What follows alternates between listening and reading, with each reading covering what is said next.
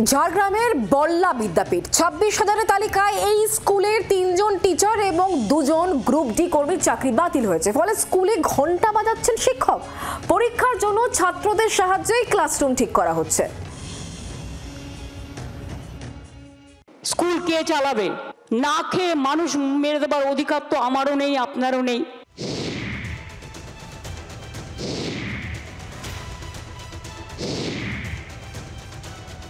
বল্লা বিদ্যাপীঠ উচ্চ মাধ্যমিক স্কুল, এখানে প্রায় 780 জনের কাছাকাছি ছাত্রছাত্রী পড়াশোনা করে।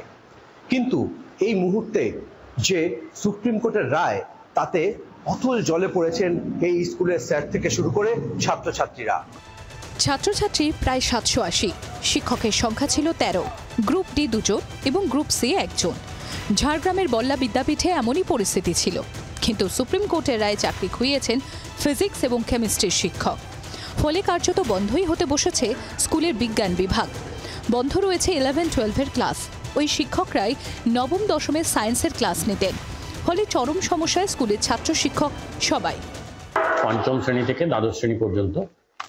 আর আমাদের শিক্ষক সংখ্যা এতদিন ছিল 13 জন, অশিক্ষক কর্মী ছিলেন 3 জন। সবচেয়ে সমস্যা যেটা হচ্ছে, উচ্চ মাধ্যমিক বিজ্ঞান বিভাগের আমাদের পদার্থবিদ্যা এবং রসায়নের 2 জন মাস্টারমশাই চলে গেলেন। এর ফলে আমাদের উচ্চ মাধ্যমিক বিজ্ঞান বিভাগ বন্ধ করে দেওয়া ছাড়া কোনো উপায় নেই। সুপ্রিম নির্দেশে খুইয়েছেন চাকরি, তাও স্কুলে এসে পড়াচ্ছেন পড়ুয়াদের বিশেষভাবে সক্ষম শিক্ষক। হঠাৎ করতে চলে যাওয়া, এখন মানসিক অবস্থা ভালো নয়, কি করব খুঁজে পাচ্ছি না। বাড়িতে 3 বছরের একটা ছোট মেয়ে আছে, আমি তাকাতেও পাচ্ছি না। বাবা বয়স্ক, এখন কি করবো, মানসিক অবস্থা ভালো।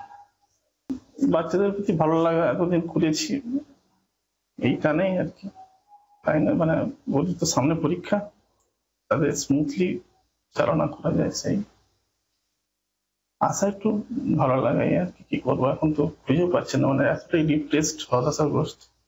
আমাদের তো ঘন্টা বাজানোর যিনি 2 জন ছিলেন, মহামান্য আদালতের নির্দেশে তাদের চাকরি আর নেই।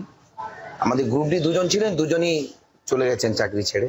উপায় নেই আমাদের, আমরাই বাজাচ্ছি যে যখন সময় পাই। যারা এবার সায়েন্স নিয়ে ভর্তি হয়েছে, তাদের ভবিষ্যতের কথা ভেবে স্কুল দফতরকে বিষয়টি জানানো হয়েছে।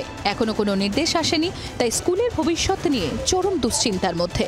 যে গ্রুপ ডি ছিলেন তাদেরও চাকরি গেছে, আর সে কারণেই এই সমস্ত বেঞ্চ সেটিং থেকে শুরু করে পরিষ্কার পরিচ্ছন্ন এই কাজগুলো স্যারদের সঙ্গে হাত লাগাতে হয়েছে এইখানকার ছাত্রছাত্রীদেরও। ঝাড়গ্রাম থেকে সৌরভ চৌধুরীর রিপোর্ট, জি 24 ঘন্টা। বাংলার আওয়াজ, বাঙালির আবেগ, জি 24 ঘন্টা।